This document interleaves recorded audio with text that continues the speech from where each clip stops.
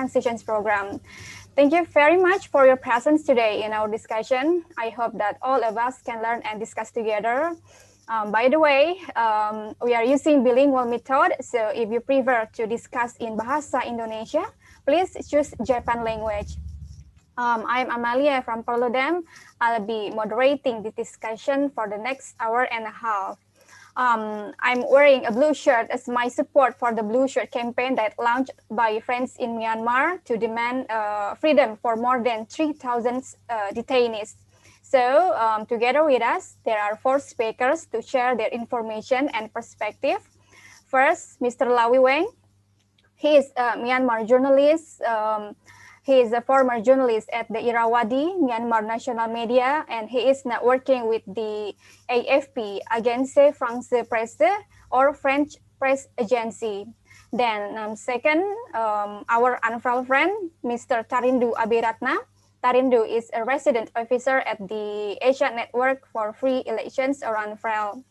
And next, our Indonesian expat in Thailand, Ichal Supriadi. He is now Secretary General of Asia Democracy Network. And the last, former Perludem Executive Director, Mbak Titi Anggraini. Mbak Titi now is advisor for Respect Program and also advisor for Perludem. Hello for all speakers. Thank you very much for your willing to be here in the regional discussion on Myanmar issue. So without any further ado, we have a lot to cover. Let's get started this discussion, protecting our democracy, solidarity for Myanmar democracy. I would like to start with Mr. Lawi Weng. Yeah, Lawi, I heard from Ms. Annie that you are now in Myanmar-Thailand border. What's happening there? Please brief us the actual conditions in Myanmar and also kindly tell us about the historical context of democratization in Myanmar and its relationship with the military, also maybe the agenda that is being carried out by civil society in Myanmar to end the military interim government. So, Lawi, I invite you to give a presentation. Thank you, Minglava, in Burmese that we call, and thank you for everyone and for inviting me. A lot of people try to cross the border, I mean, including the journalists. So before I started, and let me start about a little bit like historical of this politics. I mean, I actually don't like to say this is politics. I really hate it, the coup.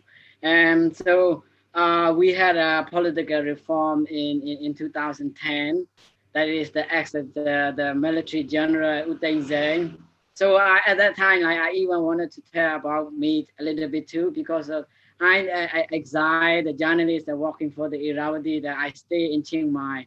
And then in this as the general, the U Thein Sein, that they invited all people who are in exile to come back to the country, work for the country. It's time for you all to have your country. And so we are quite happy, and we all go back. And so I decided to go back in 2012 from Chiang Mai, from Thailand to Myanmar.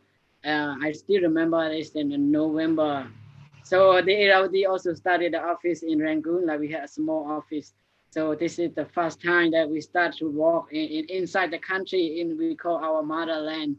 And we really had a high expectation, like the press freedom, that what we got, and democracy. This is real democracy. We will have no more coup.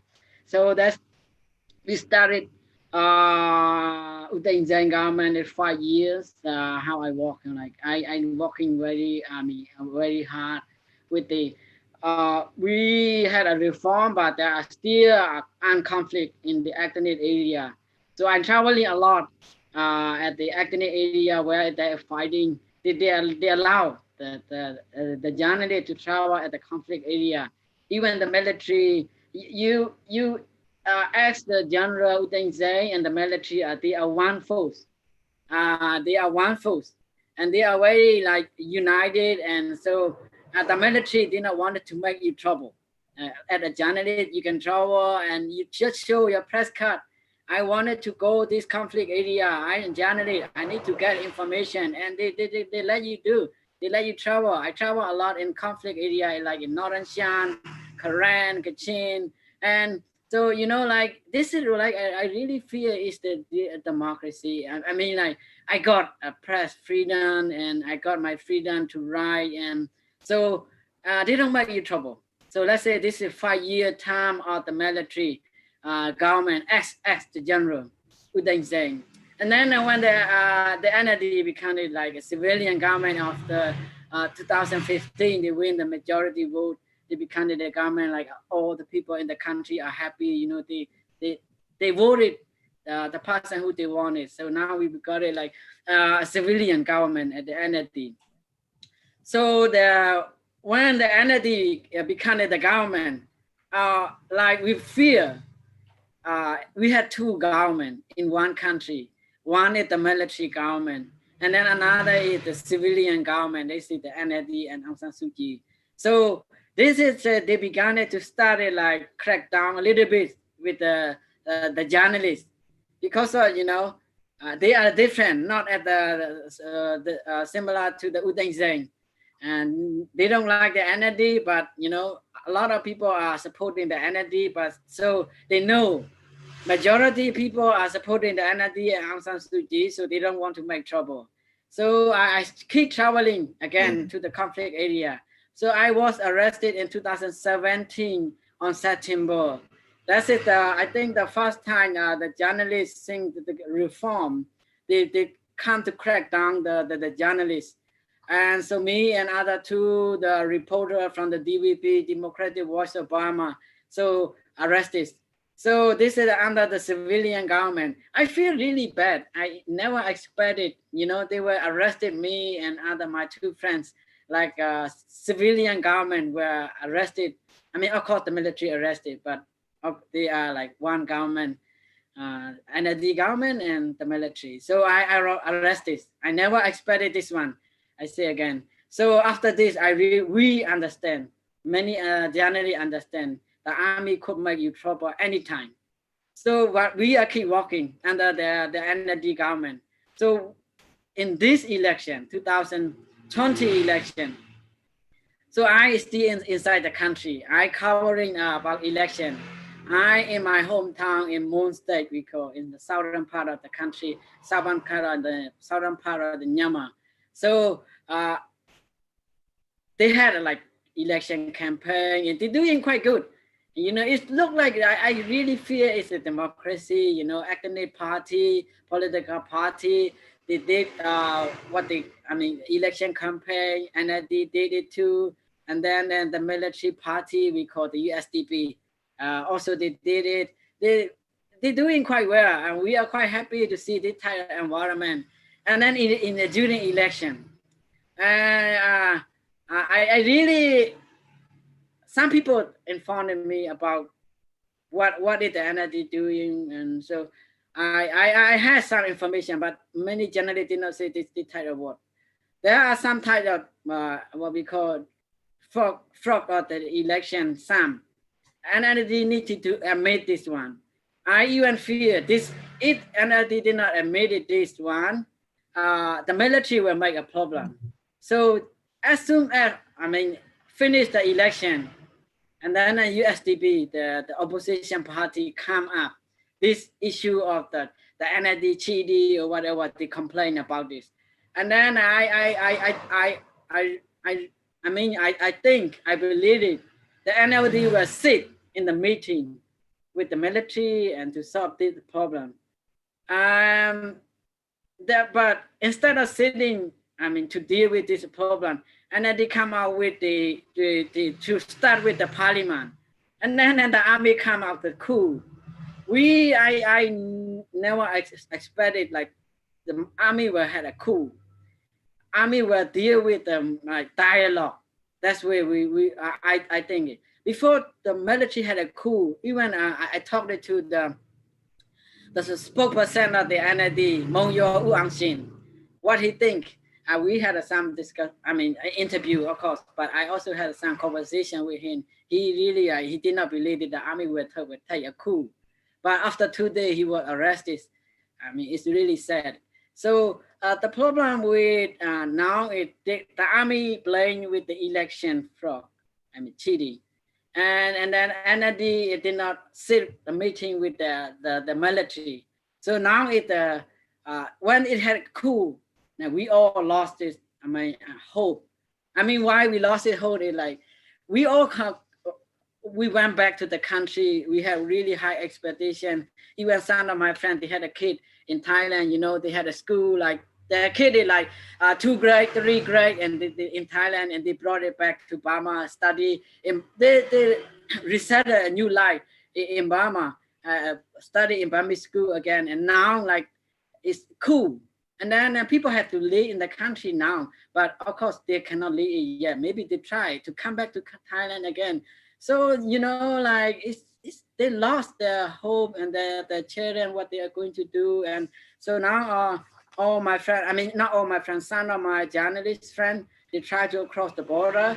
So some they can cross now, and they are in somewhere in Thailand. And so, but they're still hiding in Thailand. We all know about Thailand, and also like the military, uh, you know, and so they are very different from the past, and so they can deport you anytime, and so they are hiding. And so this is the condition. We did not expect it. Even I'm a journalist. I did not expect it. The military will take a coup. We all expected it. The NLD and the military will sit and solve this problem. But now it kind of like a big problem, and you know all the people were here, and so at least like 70 journalists were arrested, and then now some are released it, and now around about 40 in the detention now. So yes, this is the current condition, and then in the previous the democracy, and then how relationship with the army.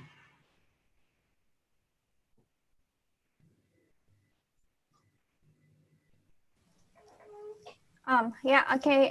Thank you very much, Lawi. Lawi told us about his experience as a journalist during the reformation era of Myanmar in 2010. Then 5 years later, people feel like there are two governments in Myanmar, a military government and a civilian government. And then there was a crackdown. There was pressure on democracy again for the journalists too. And then he is also tell us about the elections in Myanmar last year, the coup, and the situation now. Many people fled to the surrounding countries, especially Thailand. So, Lai, I want to know, for these problems and critical conditions, what forms of solidarity do journalists and Myanmar civil society need? So we try to help each other, but at the moment the situation is not settled yet. So you know, settled yet means they crack down a lot. So in the night time, they come to knock your door. For example, sometimes my friend who are in Rangoon, he said like they may come to my building, my apartment tonight. I mean they informed it to the apartment owner. Tonight they may come to arrest the CDM member. so you will get early information sometime, and so by what time they come, they will come, you don't know it. So and they try to find out like who are who and who are walking, and so it quite difficult at the moment. It's the case of to help each other, but we maybe when the situation is more settled a little bit, we can connect with each other, and then to help each other at the moment. And like for example, what we can help is some of my friends who across the border, and I try to help, you know, to maybe to the UN and like UNHCR and what they can help, and some my friends who are in abroad, you know, like they can write a letter to the embassy and to inform it to the embassy, and then they, you know, maybe some embassy, this is, I mean, some information I cannot share, and so they help this, you know, the journalists on the border to get into a safety place, and a rebel group, I mean the Korean and other armed group, I mean they also have too, and so without them you cannot cross the border. So firstly you need to get to the rebel control area first, and then in the rebel control area, the rebel they help they have, and Titi, I mean, some with the time border authority, I think, and then they even had to have the case of traveling, and there are many process this case. So this at the moment that to think we need to think to think about safety for them to arrive. But there are still many the journalists inside the country who did not want to leave, and then they stay inside the country, but they keep a very low profile. You know, you cannot say you are a journalist at the public anymore, and or maybe you can even dress like a journalist anymore. And you know, like we the journalist style, like for example, like our chief editor or editor ever told us like you need to have a long hand shot, you need to dress, you know, like such a nice pen, and then you need to show like in the public like you are a journalist, and this is how we did it in the past. Now what you cannot do that type of thing. You need to act like at a normal person, and maybe you need to act like you are like a normal daily worker or show, and then you cannot take a photo at, you know, and you need to do any secret thing. And now because of they are anywhere of the military intelligence, and you don't know who are they are wearing plain clothes, and so they can make you trouble anytime. And so all are now in you know, they are staying low profile, they are hiding. But we had a connection on the phone, and then we also had on the Facebook and other like a signal. But mostly we are talking not in Facebook anymore. So we are talking on a signal. So that's how we are doing. Yeah. Okay. Thank you very much, Lawi. For all attendees, I invite you to participate. You can write your questions in the Q&A box. I will ask that to our speakers in the Q&A session. Now I want to go to Tharindu. Tharindu, ANFREL had conducted election monitoring of the Myanmar election in 2020. What are the results of ANFREL's election monitoring? Is it true there had been a massive electoral violation? And I know also that ANFREL monitors the situation during the military coup. You have a periodic report update. What forms of repression have you identified? Please, Mr. Tharindu. Thank you. First, I would like to thank Perludem for organizing such a discussion. Like, I think we are in a very crucial moment, like in 2 days. So in Jakarta, the ASEAN leaders are going to meet to discuss about the Myanmar issue as well. So yeah, like when it comes to like, I know when in these days. Sorry, in these days, so if someone from like, let's say, election observation group or come for a discussion, the questions like everybody ask about, like, were there any election fraud in the 2020 elections? Because so what the military junta says when they stage the coup, like they stage the coup because of the election fraud, and then they said like massive election fraud. And in some cases, they also have mentioned like more than like 10 million the issues, the fraud, the names in the electoral roll as well. So like let me go through the timeline about the elections. Like let's say on the election day, like by the 8th of November when the election happened. So we see in Myanmar, the massive number of people like come and vote to elect their representatives. So it was like more than 72% voter turnout. And that also more than what we have seen in 2050 elections. So this is like a clear indicator that in Myanmar, the willingness of the people to participate in the democratic process and then to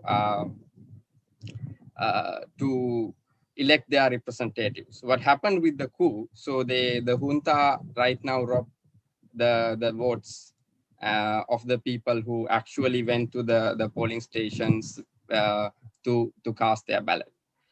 And when we see like on the election day, so when the military leader, the Min Aung Hlaing, so when he talked to the the media, what he has mentioned, like he clearly mentioned, like the military is going to respect the outcome of the election. And also he also mentioned that they are going to cooperate with the new government, whoever comes to the power. So it was clear indication that at that point, the military was not really staging for a coup. We don't know. But at the other, then we see like after a couple of days, when the results come, the USDP, the military aligned party, so they come up with this claim of massive election fraud. And then the later we see the military itself also coming up with this the election, the fraud, the cases and everything. And what we have to see in this, I think in this scenario, the if there are any election fraud happened in the election, so it has to be like every, we know like in every election, so there in the election procedure and the election cycle, there is the place where that those disputes or those issues to be investigated at the end, like through the election dispute process. And then we know like the UEC, the UEC at that point, so we're about to set up the tribunals to investigate, and then to have the hearings that everybody can hear and everybody can present uh, their evidences about this election fraud. So we and we have seen that like there are 287 electoral dispute cases being filed in the UEC. And then out of those 287, 174 came from the USDP party itself. So, and also when you see that the number of disputes that they have been filed in UEC, so this throughout the country, so that if there are frauds, so the best way to resolve this issue to provide the evidence in the tribunals, and then in front of all the parties, including the observers, including the other political parties, and then it's a very transparent the way to resolve these issues. But what happened on 1st of February, so instead of going through that the whole political or the election process to finish the election process through uh, the the EDR, so what they said, like they stage a coup. So that is the issue here, that what we can see. And then like the other most important thing, what the other observers, let's say starting from ANFREL and then the other international observers, the domestic observers, like what they have seen in the elections and what they talk about the election, what they say about 2020 elections in Myanmar. No? So ANFREL as an election observer, so we also have observed the election process starting from the campaign period, and then the election day, and then the post-election the situation as well. So you can see in the ANFREL interim report, ANFREL has clearly mentioned, let me quote that, like the ANFREL observers reported some inconsistencies in the implementation of the polling procedures. The integrity of the vote was not affected. So we see like in Myanmar, the elections, let's say in 2015, 2018, 2017 by elections as well, and also in the 2020. So there are some inconsistencies, but at the end, the final, the assessment was those small inconsistencies are not really well organized ones, and those are isolated incidents, and it was not really affected to the integrity of the ballot at the end of the day. So that's what ANFREL position, the clearly ANFREL has expressed. And also, let's say when it comes to the other election observers, like let's say the international ones, the Carter Center also observed the elections in 2020. So they also have mentioned the voters were enthusiastic and able to freely express their will at the polls and choose their elected representatives. So that's what the other international observers says. Let's go to the domestic observers as well. So in Myanmar, there are a lot of domestic observers like in the national wide and then the regional wise, have observed the elections. Like just before the coup on 1st of February, like few days before, they also have made a statement, kind of a joint statement, like around 12 election observer groups. They have clearly mentioned results of the elections were credible and reflected the will of the majority of the votes.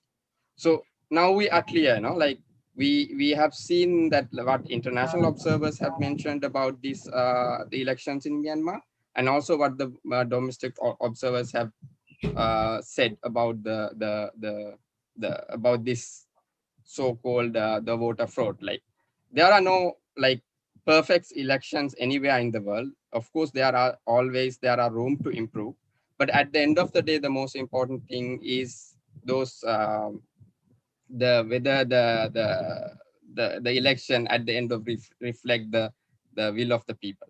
So that is has expressed throughout the ANFREL and then the other international and then local observers. And then the election, the coup happened in on 1st of February. So it, as the Lawi also mentioned, like it was unexpected. So the most of the people have surprised when they go to the bed at the night, the next day morning when the people wake up, so that they haven't had any of their phone signal or like their internet connection. So like the whole country was in the total blackout. And then the people heard about this the coup. So from the day first, what we have seen, like the total the repression from the carried out by the junta itself. So like we have seen the first week and then the first couple of weeks, like lot of people come out to the street to protest against the military, and then like in massive numbers. Like it's not just like the very first the few big cities, no, like it's all across Myanmar, like the big cities, the small cities, and then the villages. So we have seen like the massive crowd, like they come out and then they stand against the military, and then the military the rule.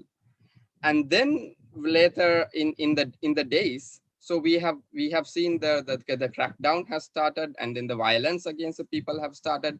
So by today, like by yesterday, so the Association for Political Prisoners is the organization mainly that conducting observing the violence against the people in Myanmar right now. So they have mentioned like around at least 739 people being killed by the military up to date, by starting from starting from the coup. So that is like a very large number of people, and also like from that more than 700 people, so we have seen like more than 50 people, the 50 were kids. And then there are reports that coming out from the ground that the direct the shooting at the children when they are like walking, and then when they are playing on the roadside, and also like when the military they raid the houses at night, and then when the kids are there, like they've been shooting the small kids also. So this is what's happening right now in Myanmar. And also the earlier also mentioned like more than 3,000 people are detained, and then more than 1,000 around like 1,100 the arrest warrants being issued so far to arrest different people. Like we know that the CDM, the Civil Disobedience Movement, is in. So because the junta staged a coup, but so far the resistance from the Myanmar people is greater than that. So it's earlier it started from the doctors and then the medical officers. They stopped going to the work, and that's how the whole CDM earlier started. But later it spread all across, like the public sector, the private sector. So the even up to date, the banks are not really been open in Myanmar. So it's a very difficult situation the people are facing right now. And then the military is right now doing, the arresting all the people who protest, people, the state and the government official participating in the CDM, and also activists, journalists, and also you see like they are arresting all the people who can make influence to the public. So even social media influencers, and then they also being targeted, and then they are issuing the arrest warrant for these the celebrities, social media influencers, young people.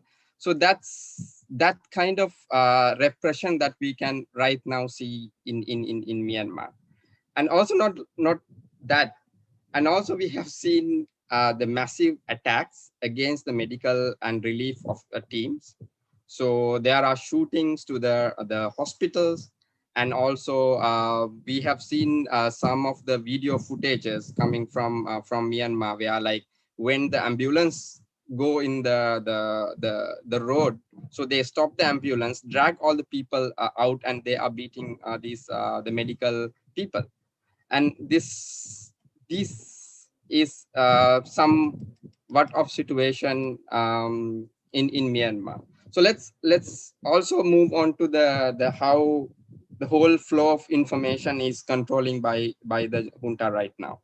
So as earlier I mentioned, like the very first day, so they started with this internet shutdown, and then later it become a everyday night the internet shut down, and then there were some days that you haven't had the whole day the internet. But later, so now it comes to a stage where all the mobile internet has been shut down, all the broadband service has been shut down, so the people are not able to communicate with each other, and then also they cannot reach the information as well. So we know like we know, especially in the most of the parts of in Myanmar, like in the rural areas and even in the city areas. So most of the people are still relying on the mobile data. So the mobile data, when the mobile data is not there, so they don't have any way to reach the information. So the most of the villages and then the most of the areas now, they have gone to the old era, where that the only way that getting the information is the standard, like the normal radio. So that's how at the same time, when the internet shutdown is there, so we see the massive crackdown on the media, arresting all the journalists, and then banning the media organizations. Like even the last week there were reports some ethnic media organizations in Shan and in the Chin state being raided. So like they are blocking all the ways that the journalist can report about what's happening inside the country, and then the people are not able to get the information as well. Not only that, we also have seen the other hand, like now the crackdown, and then they are cutting off, and then there are a lot of restrictions on the satellite TV channels. So most of the channels which like the broadcast the truth being banned, and then you only have the government media, the Miyawadi, and then the MRTV. So those government media like create their propaganda not only through the media, but also there are reports like in last couple of weeks, like they've been distributing some leaflets. They've been distributing, like they're creating their own propaganda, like why they stage the coup, why we are trying to get the power, and then this and that. So while cutting down all the information flows. So that's more or less what's happening inside the country right now. And also we see the finally, I have to say, so in the ethnic areas, there are massive the air raids. So a lot of people been away from their the villages because of the daily the air raids. And then the massive number of people are going to the Thai Myanmar border and then the Indian border to get away from those issues that also happening in especially in the border areas and the ethnic areas in the country. Yeah, okay, Tharindu. Well, I want to know about what is ANFREL recommendation to end this critical condition, including maybe accelerating the implementation of re-elections as stipulated in the 2008 amendments to the Myanmar constitution, or help Myanmar people to push the military to bring the election fraud to be resolved through the electoral tribunal.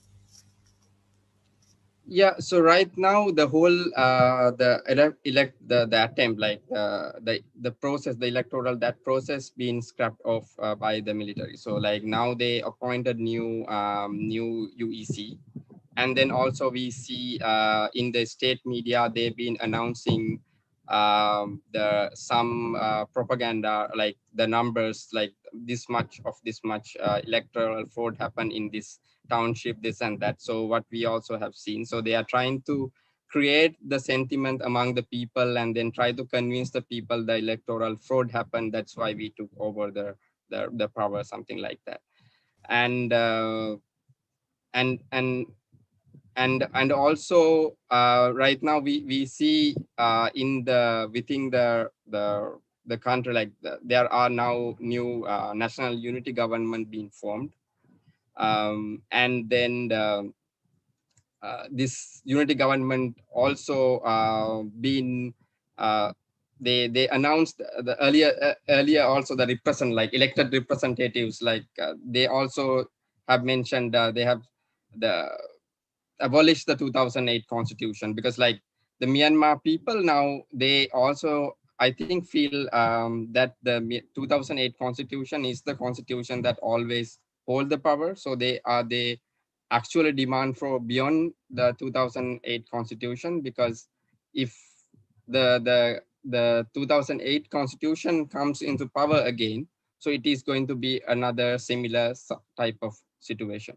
So I think we have to we have seen massive resistance from the Myanmar people in terms of the protest, and then through the CDM civil disobedience movement, like the government workers. Now they've been doing this like more than already 3 months, more than as 10 to 11 weeks right now.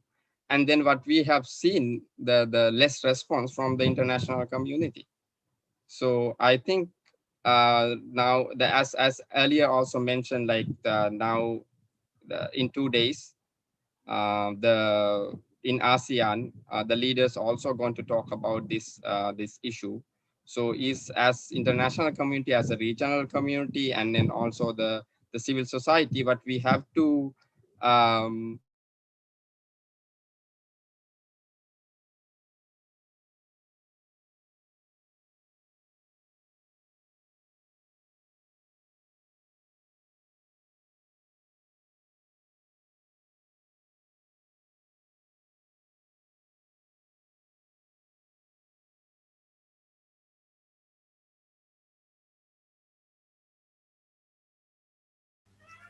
Hello.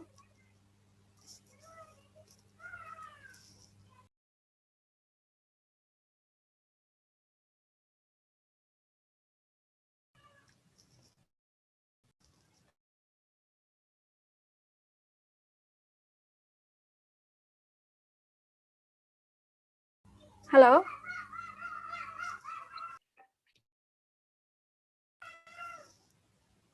Well, can you hear me? I have a problem with my internet. I'm sorry.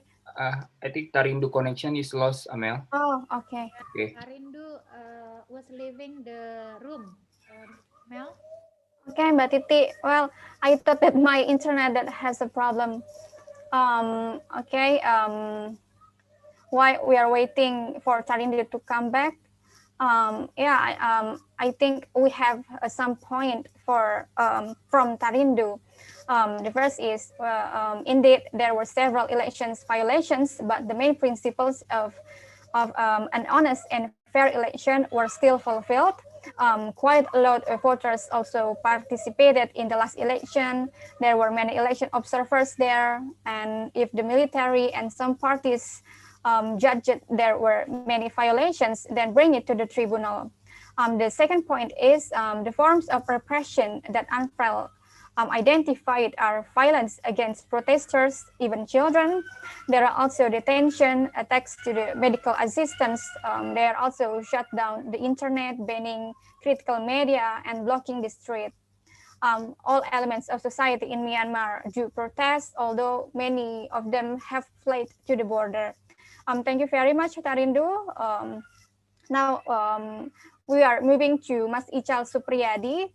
Mas Ichal, hello. Yeah. Yeah, Mas Ichal, I want to know about three things from you. What is the regional implications of the current situation in Myanmar? Then your recommendation for countries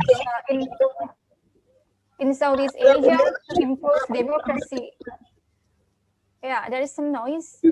Okay, I'll continue. I want to know also about the recommendations for countries in Southeast Asia to impose democracy restoration in Myanmar, and how to invite solidarity from civil society groups in Southeast Asia to support civil society in Myanmar. Mas Ichal, the floor is yours. We will come back to here, Mr. Tharindu. Please, Mas Ichal. Okay. Thank you, moderators, for your times. And I was like freezing, frozen when I'm listening our friends from media, Lawi. Now I remember Lawi. Maybe we met the first time Lawi 2010 in Chiang Mai during Irawadi training about election. Before you're becoming a very big man and then arrested here and there by the Myanmar government. Yeah, I think what we're witnessing right now, ladies and gentlemen, friends and colleagues, is a political rivalry between the Tatmadaw and the NLD that overtakes the power, but then again, they don't really predict the resistance will be like this, it will be quite big. And then military have to doing, extra mileage. I believe military expecting easy coup d'etat or coup, but then again, it's turned differently. It's hard. People come to the street and ready to sacrificing everything. I guess this is the most how do you call it, valiant resistance we ever witnessed in the century within this sub-region of Southeast Asia. I think my sympathy and appreciation address those people who are still continue their struggles from different platform and with different perspective, including those who are false as a hero of democracy. And slowly, the political problem develop and growing to be crisis. I think the first crisis is, of course, democracy and human rights crisis. Well, when the numbers of the falls of the people is swollen day by days, kids and women even not spare from the bullets, from the batons, as well as from the mortar or grenade launcher. I think it is called brutal. We have to admit, and then slowly going to the humanitarian crisis, where there's a lot of people flew inside the forest across the border. Of course, this will be raising what we call humanitarian crisis for food, for medicines, and for shelters that right now is inadequately provided by any kind of institutions or governments, especially from the Thai and Indian borders, who are directly connected with the Myanmar border, just because of this issue. First, of course, because of the politics. I think both governments are really considering carefully to mingle within the Myanmar, affairs, because to maintain the political relation with military junta of Myanmar. I believe many of general from both sides, India and also Myanmar and also Thailand, involving serious business or serious relation with Tatmadaw. So for those humanitarian aid who crossing the border is actually initiated by civil society or communities such as like current Thai groups, because they have like a connection between current Thai groups and maybe Mons groups or Buddhist monk of temples. They're providing food and delivering and cooking, for them. There is no official state help or state aids, or even from the international humanitarian organizations. There's no such other things yet to reaching the people inside the jungle or those people who are searching for shelter across the world.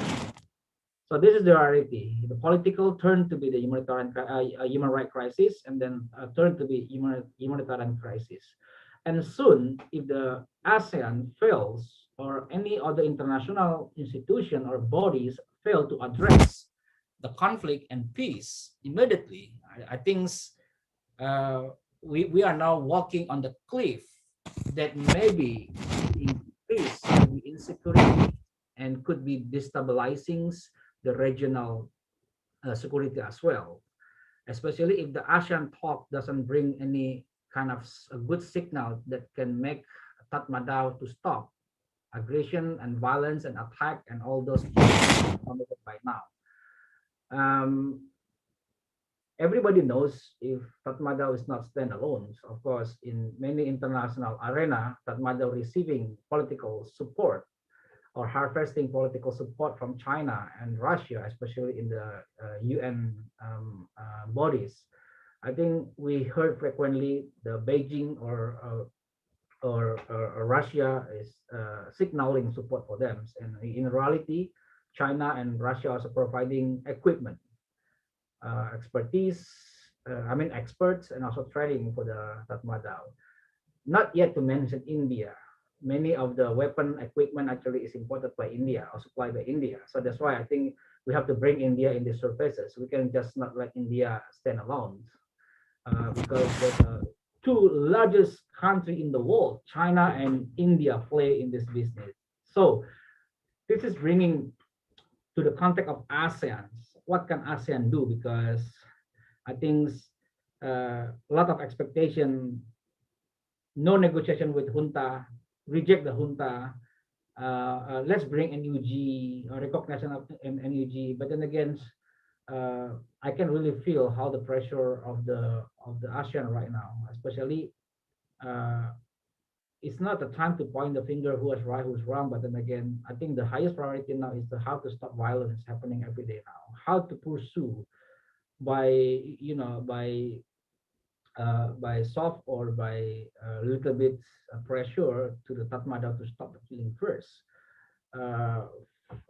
Aceh has this kind of things before, like cessation of hostile agreements between the two parties.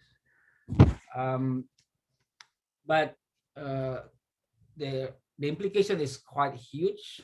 Like I said earlier, it's not only about political competition. It's not about humanitarian or human right, but it could be regional destabilization, including security. Not yet to mention, many analysis already said there could be the entrance of the radical group from different continents like Middle East that can bring the weapons. But in reality, maybe Lawi can also make confirmation about this. Many of my friends already said they joining the armed groups, the ethnic armed groups. Because they realize doesn't matter, we're campaigning peaceful, democratic defending, but then again, if we fight with these crazy bastards or soldiers with the bullets that's shooting everywhere with sniper, I will die, and I'm not gonna be like a sitting duck in here. So let me join either to Chin, Karen, or Shan. They start to making training themselves. I have no idea what will be the results, or whether they will come back in town and making guerrilla fighting against the Tatmadaw. So second is a recommendation to impose Myanmar to return to political negotiation and democratic path. I think it's very difficult. Tatmadaw is untrustable institution, a violent institution in Myanmar. I'm sorry to say about this, Lawi, but then again, the current generation is that leading the fights in the top brass level is graduated from the 88 movement. Let's say the name of Minko Neng has been arrested for let's say, I don't know, dozen of years, almost 30 years. He is in the jails, and many people also has been in the jail during the 88 movements. Those who are exiled, and many has been killed. Yen and Tatmadaw can enjoy the powers with impunity. So that's why at the moment of times, the CDM and other grassroots movement, they're putting high demands: no retreat, no surrenders. We don't want impunity anymore, and we want federalism of democratic states, that combining and recognizing all the ethnic states, including what those are becoming the major demands of the state arms groups. So there are better hopes of the Myanmar in the coming future if they can defeat Tatmadaw, or Tatmadaw realize before everything destroyed, they can make negotiation. So back to negotiations. But what to negotiate? I think this is very important. And to who to negotiate? And whether or not Tatmadaw wanted to negotiate. I think that is a very critical questions that to be answered first, because democratic path will be coming next after all the parties agree. I don't believe Tatmadaw will just give up like that. Okay, I'm sorry, I made a mistake. Yesterday, maybe my bad voice is just like, coming to the mood and shooting people. No, I return back to you guys. No, it won't. I think it is like it won't gonna be happens. And to having elections that promised by the Tatmadaw, I borrow a Debbie Stothard language. She called it illusion. How come you are making new elections while people doesn't want the election? So it's very quite difficult combinations. But then again, the only things to bring every party to the negotiation is those questions that I've been asked just now. How to make Tatmadaw operates open, or whether or not NUG or national union governments will accept it. And if yes, whether we can accept, I mean the civil society or people of Myanmar will accept, they will go to the second round of impunity, excessive power of the military, and political bargain and negotiations. Then Myanmar will entering the same situation like they have in the past, if they let it go. Now, I'm sorry, I'm talking too long. How to invite CSO in Southeast Asia to support CSO in Myanmar? There's a lot of way. You witnessing the very robust in the last decades of the civil society coordination, consolidation, collaborations. 100 statements already been released. A lot of advocacy, lobby callings, a lot of webinar already been conducted. And then I surprised Indonesia taking different stands. And I think in Jakarta, considering one of the most robust response regarding Myanmar, I think I could be proud of that. Compared with another, considering majority of Muslim populations that have a hard feeling about the way the Aung San Suu Kyi respond to the Rohingya crisis, I think Indonesian civil society need appreciation. They can really take these things between these two matters. But then again, we have to bring forward the solidarity expressions, this webinar, to something that more supportive. I'm identifying a few things how to support the civil society in Myanmar. First, make sure the CDM and other kind of movement is sustainable, because none of them are actually have a proper income. There is no banking, and many civil servants that actually have not receiving anymore the salary since the first time they are decided to leave the housing, like government housings. They just leave the house, government house, with whatever they have, and joining the movement and keep moving from one place to another place, just try to make sure they are safe, not getting raped by the police or military nighttime. That's one way. we can think around how to sustain or to keep support CDM and other movement to survive, because that is the only way to pressurizing Tatmadaw. Tatmadaw will never negotiate without any pressure from the field. And secondly, how to support from inside and how to support from the borders. I think we have to make realistic. It's time to think long-term strategy to support the Myanmar friends, to setting up office or base along the border. I think they needed this for the security. And then secondly is a humanitarians. But I have no idea how actually Indonesian civil society can support in terms of humanitarians. But then again, there's a lot of crossing borders still opens, illegal of course. Illegal borders still open. I'm making survey in few places. I can feel like I can see the what do you call it, things like food, rice, or tents, medicine can get across easily. But I guess do not sending anything from Jakarta that in the material like a food and shelter or the tent. Better you're sending money if you want to support them. So I guess I have to stop in the regional implications. I forgot to mention about this. It is beside the negative implication, there are positive implications, especially about it is the test in ASEAN. For the first time, ASEAN has been testing in the very difficult and very complicated issue.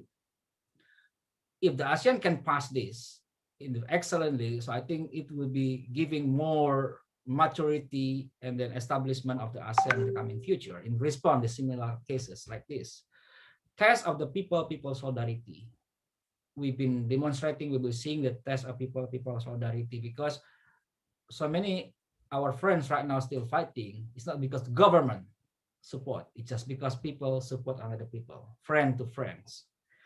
And then of course, this is increasing resilience of civil society to coming together, to fight, to respond, and to resist. And I hope this also can be continued not only in Myanmar, but also to responding to our friends in need in Cambodia, Thailand, Philippines, including in Hong Kong.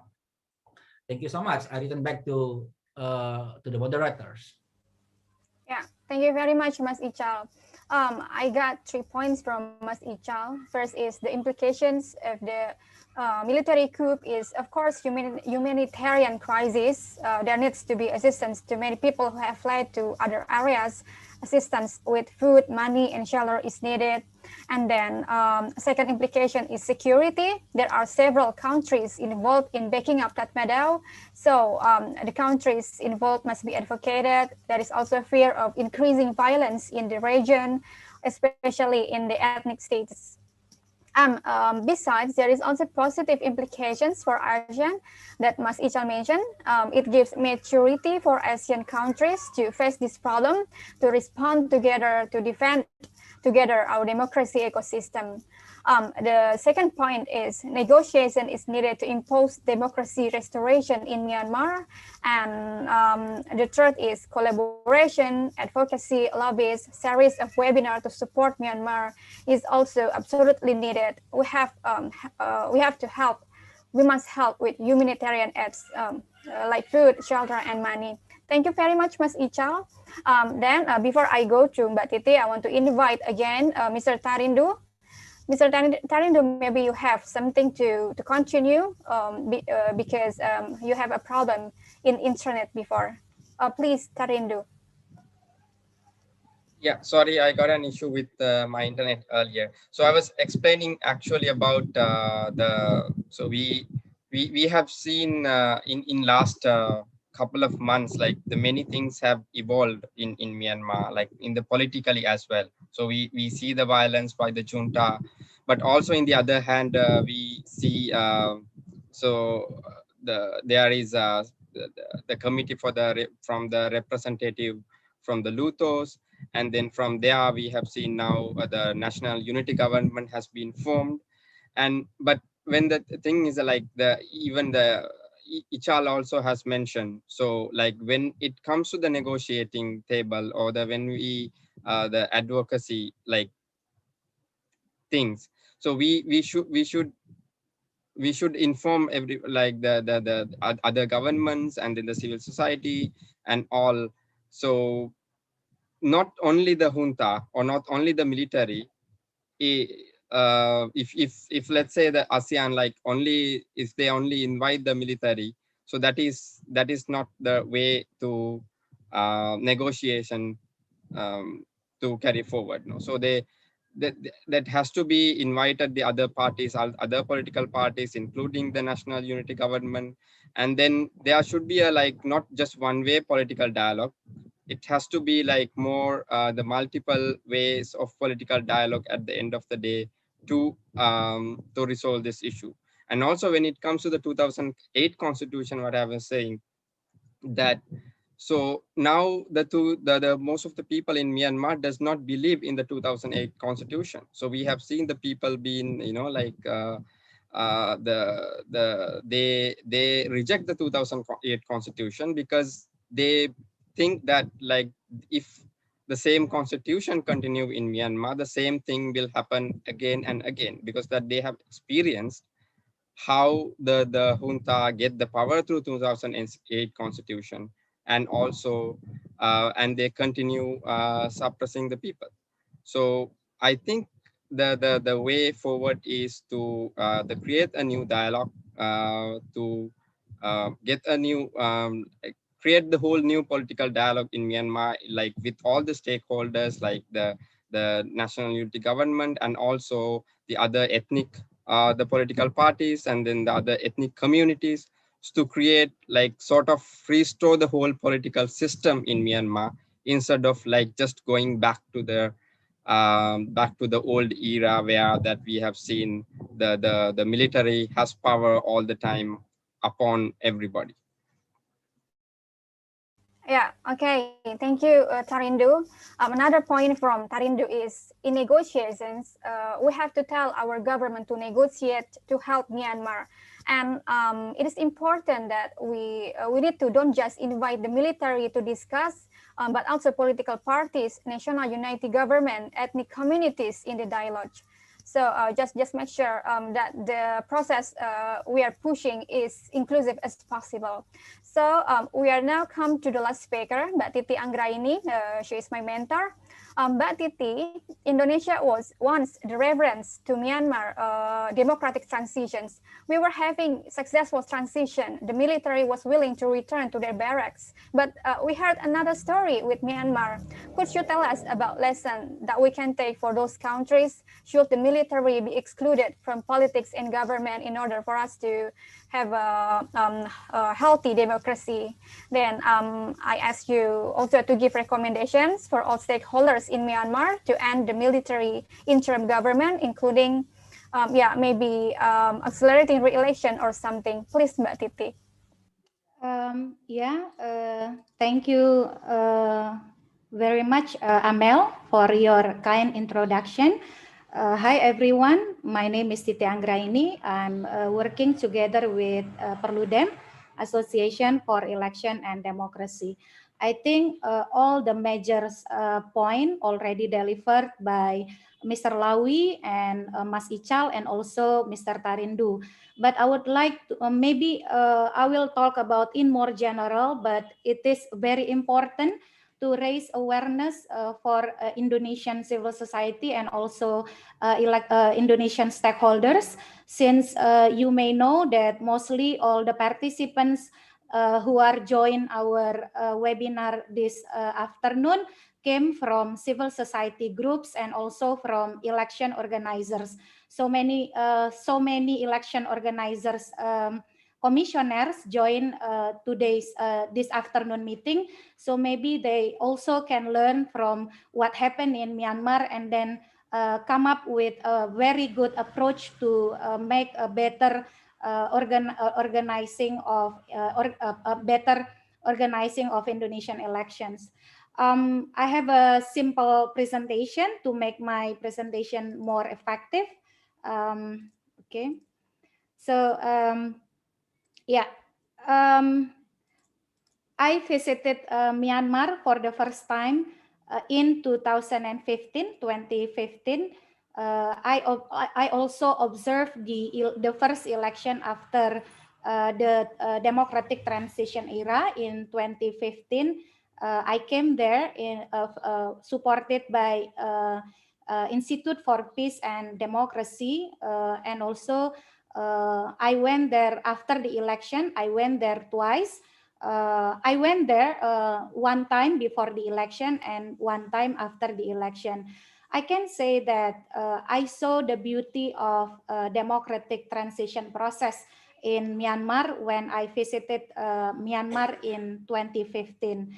And also after that, when Myanmar preparing their election amidst the pandemic, COVID-19 pandemic, November 8, 2020 election, we also share so many thoughts on how to prepare a safe and quality election amidst the COVID-19 pandemic.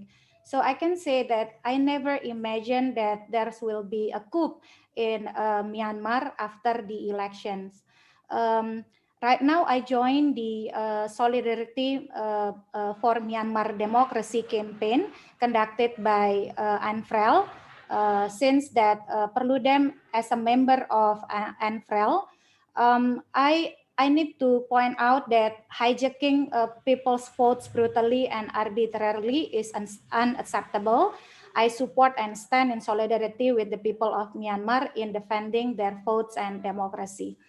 I also would like to highlight the lessons for Indonesia. Indonesia went through uneasy elections in 2014 and also in 2019. There were massive polarization among the voters and also dissatisfaction with the election result.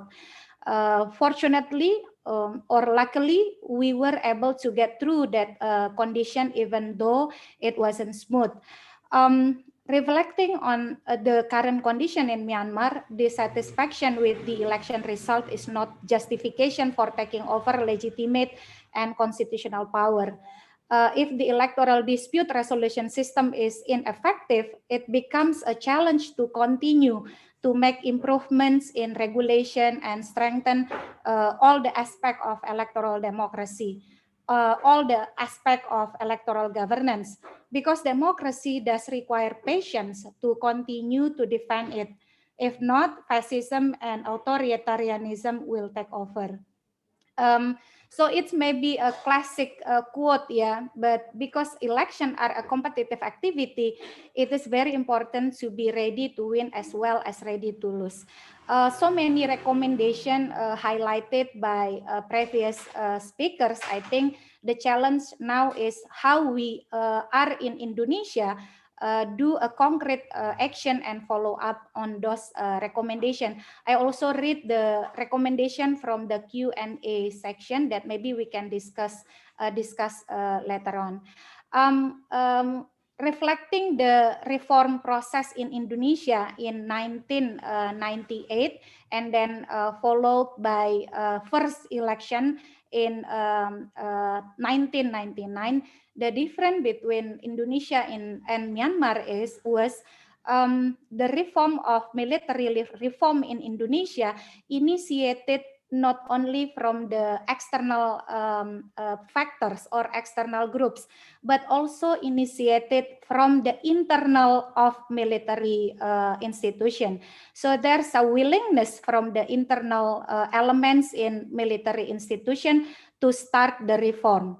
So by having the goodwill from the internal military institution, the democratic transition can pass smoothly. And also we gain a big support from a very vibrant civil society movement in Indonesia. So the combination between a very dynamic and vibrant civil society movements and also the initiative to do the internal reform from the military institution that strengthened the democratic transition in 1998 and 1999. And then we have a massive dialogue, we can say so, when National People Assembly created ad hoc committee to amend our constitution. The members of the ad hoc committee consist of so many senior figures, and then respective public figures, religious leaders, who sit together, who seated together, and then have a deep discussion on the future of Indonesian constitution. So the current amendment of the Indonesian constitution is the product of multi-group dialogue that gather in ad hoc committee of National People Assembly, or MPR, or Majelis Permusyawaratan Rakyat. So this is my last slide. In addressing the situation in Myanmar, I would like to invite all the colleagues and also friends from Indonesia that we must not repeat our wrong response to the domestic violence that we have often shown in the past, regarding domestic violence as a private affair of a family, so that many people in the past refuse to get involved and intervene to solve it. So no interference can only be justified in non-criminal matters. If something is clearly a serious crime against humanity, then it is the responsibility of all of us to take concrete action. So we cannot treat that the situation, the coup situation in Myanmar as a domestic affairs of Myanmar, but also it's part of our responsibility to take concrete action. The situation in Myanmar is clearly not a domestic matter, but it is a grave crime against humanity and a crime against constitutional democracy.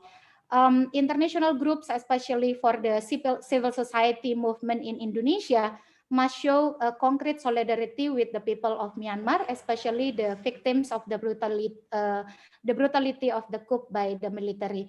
What we can do, Mas Ichal already explained a very detailed schema that activities we can do as our solidarity for Myanmar democracy. I think after this, we need to sit together and then make a concrete plan, concrete action as a follow-up. And then the last point that I would like to deliver, in the midst of the declining performance of Indonesian democracy recently, ignoring the situation in Myanmar is not impossible, will encourage certain individuals or groups to be tempted to do the same thing in Indonesia. So our action to support the return of democracy in Myanmar are also our effort to protect democracy in our country. So I think I will stop there, Amel. The most important thing is for us, civil society organization, civil society movement in Indonesia, is to make a concrete plan and concrete action to support the return of democracy in Myanmar. Thank you. Yeah, thank you very much, Mbak Titi. Mbak Titi told us about reform in Indonesia, that in reform, it is important for all parties to have good intentions so that the reform can run very well. Dialogue with many parties is also important.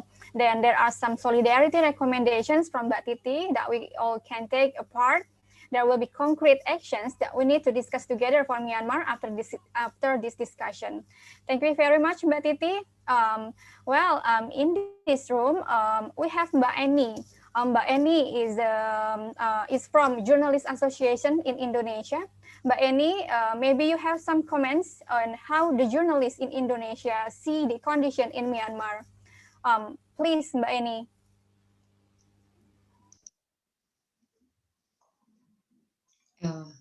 Hello, everyone. Thank you, the moderator. Actually, yeah, I mean, this is a very good moment that we could gather here and discussing the situation about the media and journalists in Myanmar. As we heard from, excuse me, please, just a moment.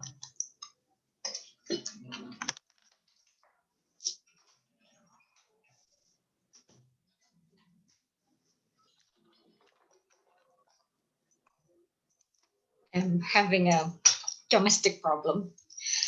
I think I'll just be quick here. I think because I'm in the time, and also there are other speakers that maybe are going to have discussions with the other attendees in this very important discussion room. I'm thinking like how, of course, the attention of Indonesian journalists now is also looking at the situations with our friends journalists in Myanmar, which we heard from Lawi that has been very, very under pressure by this last military coup.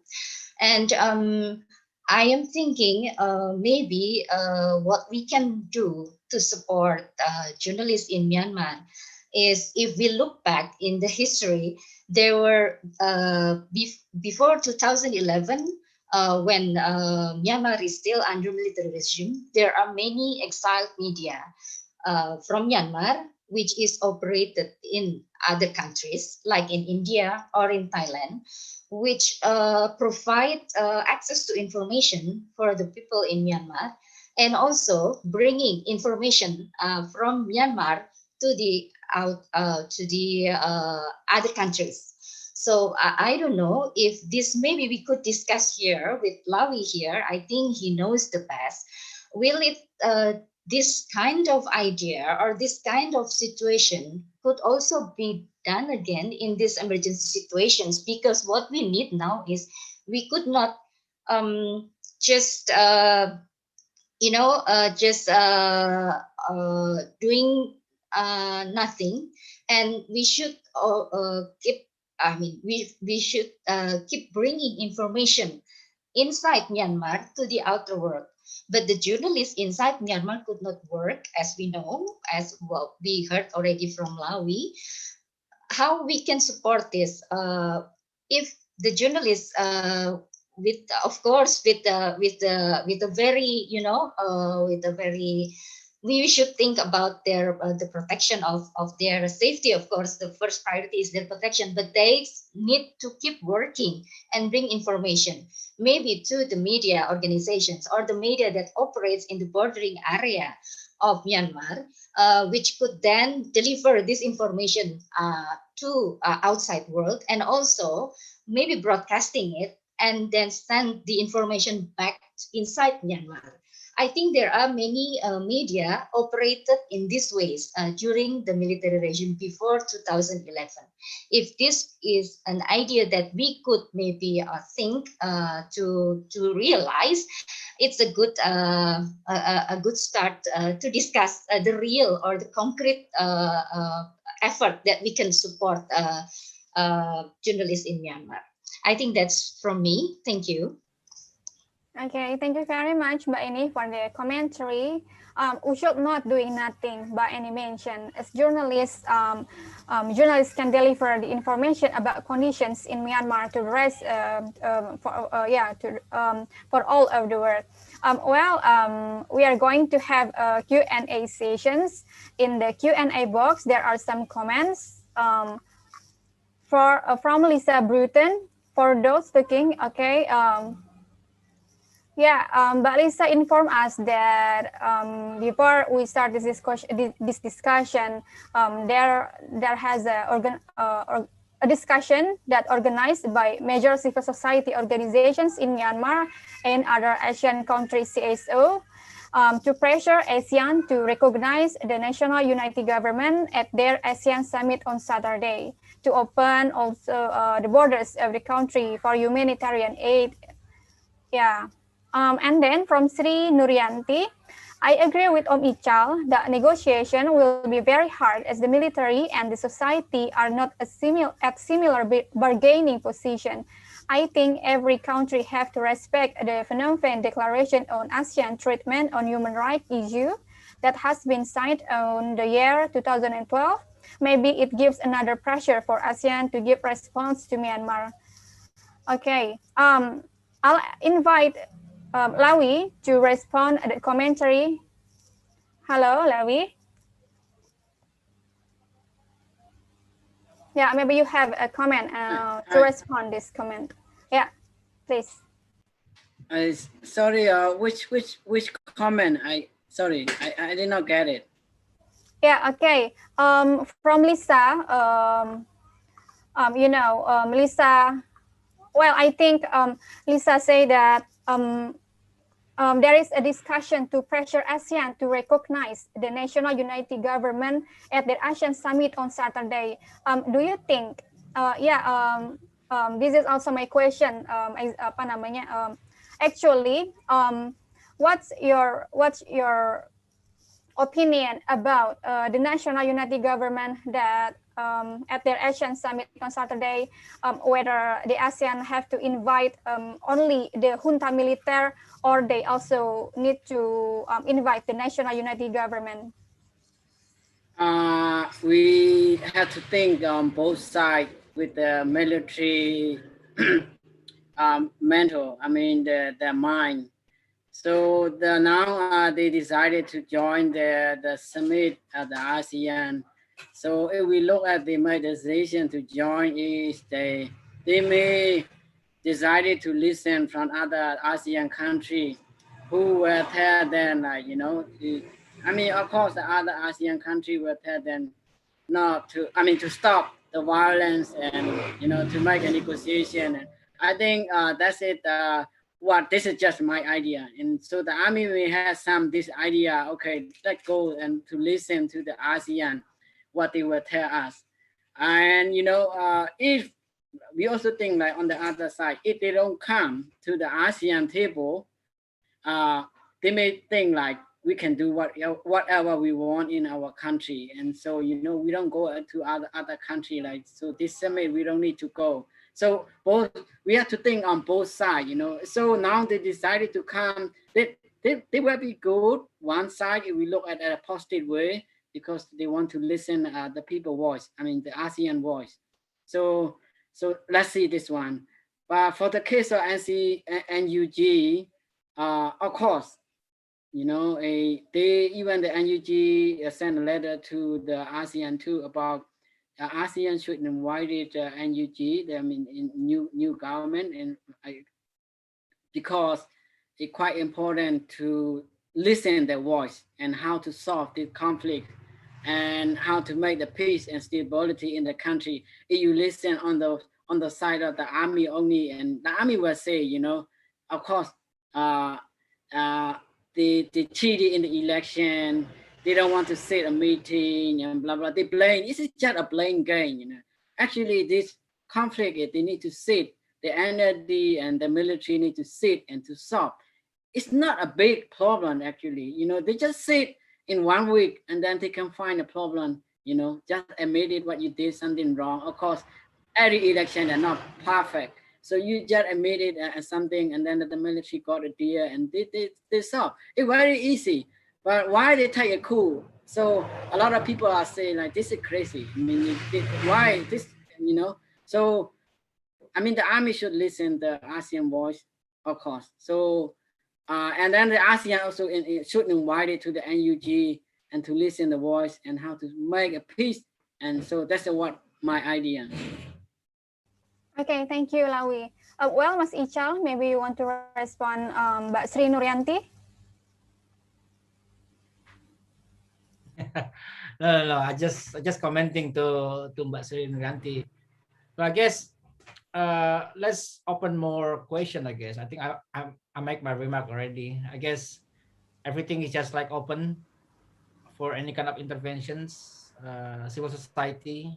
If we cannot trust state to state, so let's try to enhancing people to people or NGO to NGO. Thank you. Over back to you. Okay, thank you, Mas Ichal. For all attendees, I invite you again to participate. You can write your questions in the Q&A box. Yeah, but if there is... Amel?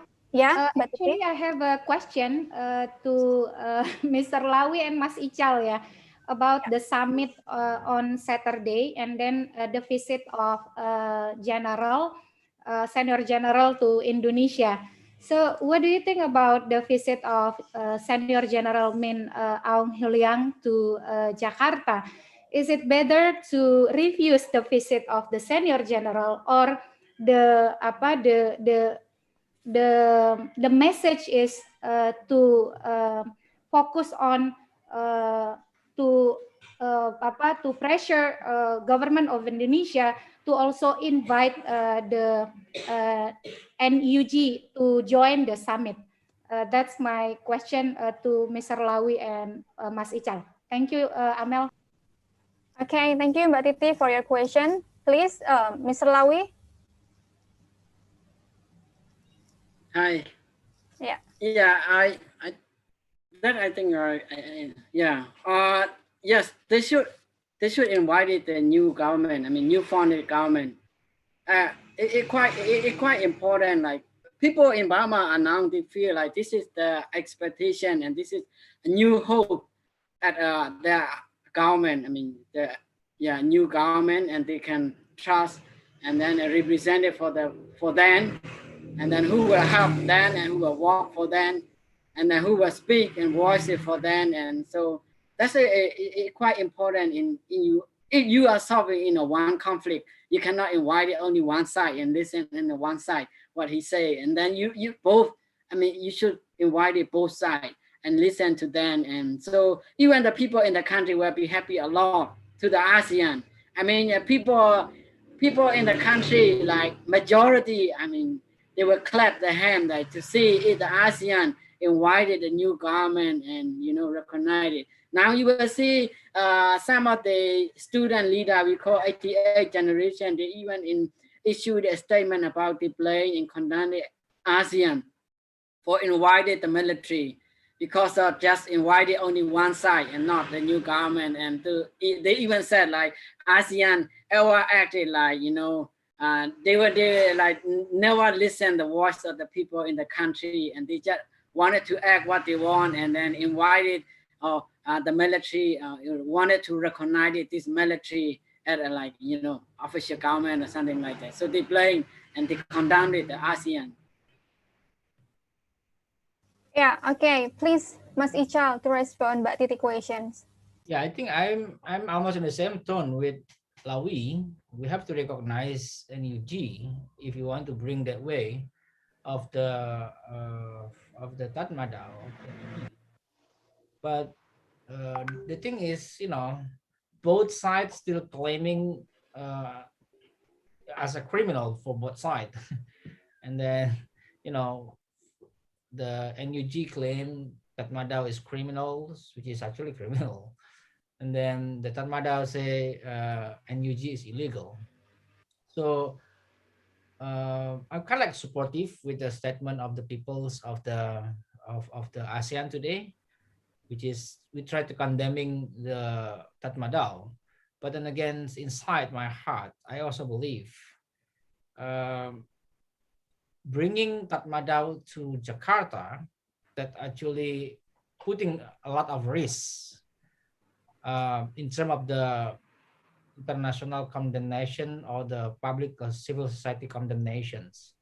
But then again, I don't know what is Sultan Brunei Hassanah Bolkiah play this time, because Sultan Hassanah Bolkiah actually is the host, right?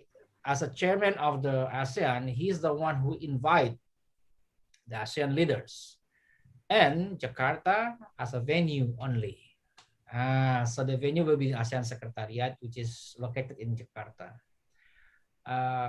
What is the Sultan Hassanah Bolkiah or maybe Jokowi card now to play? I believe they must be considering all this aspect. Or maybe these leaders, they're looking small light in the long tunnels that deserve to take a risk in terms of international condemnations. They play very risky diplomacy. If they slip, then everything will be gone, will be finished. I don't know the calculations, but in terms of the presence from the of the Myong Law on behalf of the civil society, I will taking side with the civil society. What for we're negotiating with the devils, with the bad boy. We negotiate with the killers. But then again, at the same time, I was also asking Lawi and others. Is there any other way to make military to negotiate without inviting? I'm just curious about that. Okay, offer back to you, Nurul. Yeah, okay, thank you, Mas Ichal. Well, Tharindu, maybe you have another comment. I invite you. Yes, I also like agree with what the Lavi and Ichal said. So it has to be earlier also I said, like if you are inviting the military, like it's just one side of the whole coin, and then you have to invite the other side also. And also it's very important when it comes to this the summit. So now it's confirmed the Myanmar military is coming and they are attending the summit. But it is very important not to recognize the junta leader as the legitimate Myanmar government. So it has to be very clear that he only represent as the military representative, something like that. So that's also very much important. Yeah, okay. Thank you, Tharindu. Well, here is the one question from Henry Trisaksono. For Lawi and Tharindu, some say that Tatmadaw has been planned to take over the government before 2020 election. What do you think? And for Mbak Titi and Mas Ichal, Liang is going to join in the meeting in Jakarta. I have an assumption again that he will meet the Indonesian Defense Ministry to cooperate a few things between Indonesia military and Myanmar military. What do you think? So, Lawi, yeah, how you respond this? For the case of the military preparation that I wanted to answer, I even don't know about they had a preparation, of course, but later I know after the coup I know through my investigation. So after election and so the army they planned to have a coup. When they plan to have a coup, and they changed it, like for example, like in Mandalay, like at the airport, normally police take care of the security at the airport, and then they replace this army at the airport, but they wear the police uniform, so people don't notice these are like an army guy. So people may think like these are normal police, the same police who are taking care of the security at the airport. And then even there are like people at the airport, when they change the like type of the rotation, some people think like the officer, like senior officer may come to Mandalay. So actually it's not true. It's that they are preparing a military coup. But this is the NLD, you know, they don't know anything. Even in the military department, police department, they change some of the people. They replace the army guy, but to be police and taking the position. And some of the high secret agents within the police station and the army. So they don't know it. So I want to say like the army, NLD did not have an inside man in the military and in the police. So the army, yes, they prepared it a little early for the coup. Yes. Okay.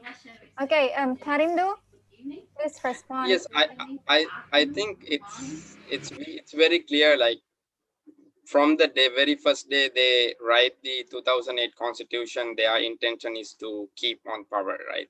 So that's why the Constitution itself written like 25% of the military representatives, and then if you want to change the Constitution, it has to be like 75+1, which is not possible in this the scenario. So we have seen in 2019 the NLD tried to amend the Constitution with like more than 300 amendments, but only just one passed. That's also just a simple change of the word. So like from the very first day, their intention is to keep on power, and then the whole structure itself, like the three ministries, and then the representatives for all the lutos, like it's for them to take over the power at any given time that they feel they want to take it over. So that's why it is very important to not to just to restore the politics in Myanmar. It's just to rewrite and then it's have a new start for the whole the political with all the stakeholders in Myanmar itself. Okay, thank you, Tharindu, for your answer. Mbak Titi, please respond Harry Trisaksono question. Okay, Amel, I think if it is really happened, yeah, I do really regret if the Minister of Defense, General Prabowo, meets General Liang to discuss military interests, like a normal business activity. This action poses a big question to Prabowo commitment to democratization process in Myanmar, as if the coup that took place was an internal affair. As I mentioned earlier, we cannot treat the situation in Myanmar as a domestic situation that we must do no interference to what happened in there. I think the meeting shouldn't happen, and as a civil society, we have to take action to make sure that the government of Indonesia really respect the democratic process in Myanmar. I think that's my response, Amel. Okay, thank you very much, Mbak Titi. Mas Ichal, your turn to respond. I don't know from where Harry got this information. I think Harry have a very close information. I believe this is the same Harry who visiting Myanmar some time ago, right? 2015. I think. Well, I don't know. 2018 also. Yes, 18 also, right? So we have to figuring out. Maybe Prabowo is the one who bring Myong Law to convince Myong Law to come. Sometimes comrade to comrade, they can speak same language, right? But I don't have any comments. There's a condemnation and also opportunity. Maybe we condemn why Prabowo or Ministry of Defense of Indonesia have to talk with him. But at the same time, maybe Myong Law will listening to Prabowo. Calm down, relax, negotiating, and then making another parties, and then make a logo by riding a horse, something like that. I totally doesn't know, but then again, there's so many phases in diplomacy. Whether or not it's a part of diplomacy or just like a courtesy visit, but if this is only courtesy visit, I think it's out of the box. And then, of course, as an individual, they have a right, but as a public officer, he should not do that. Over back to you. Okay, thank you very much, Mas Ichal. Before I close this discussion, I want to invite all the speakers to give closing statement. First, I invite Tharindu. Please, Tharindu. Yes. Yeah. As we repeatedly said, like it's time to always like stand with the Myanmar people. And then we as civil society organizations, as the citizens of Asia and then the ASEAN, so we have to keep pressurize the ASEAN government to take not just like talk and then take actually the better actions. Because let's say when it comes to the economy of Myanmar, so you see the biggest contributors are from Asia. So starting from Singapore, the biggest investor, and then we have Japan, South Korea, China, who are coming as the biggest investors. But we haven't seen like any concrete action from those for those countries, even when it comes to like the sanctions or any other the concrete actions from them. We have seen like the sanctions and then those restrictions coming from the Europe and US. But when it comes to when you see the size of their investment, like economic power within in Myanmar, it's very less.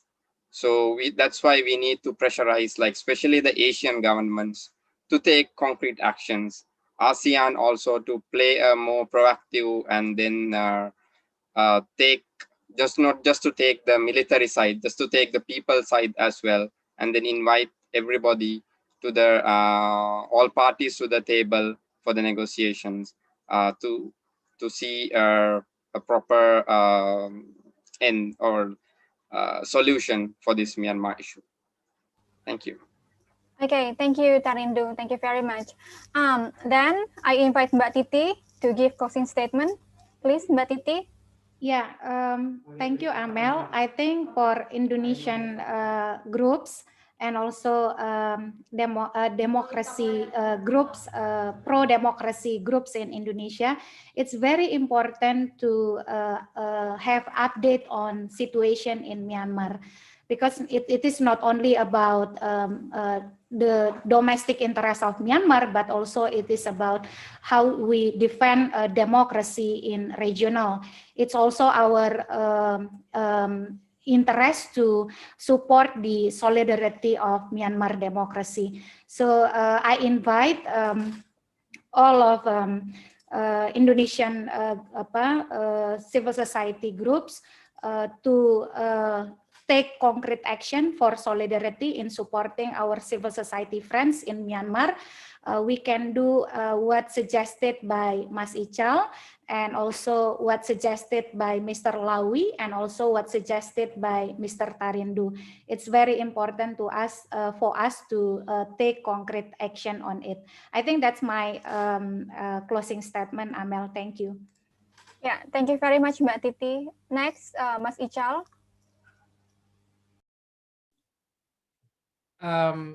Let's look beyond or looks behind what makes the authoritarians or bad leaders increasingly have non-democratic attitudes. You can see the similarity of patterns in Africa, Middle East, in Asia, even in Asia itself. If you see Cambodia, Hong Kong, the Philippines, Bangladesh, even in Myanmar, there's always non-democratic country significant support. I'm not naming the countries, but the signal is really, really clear. The alarm is very, very clear to everyone. Get prepared in your home.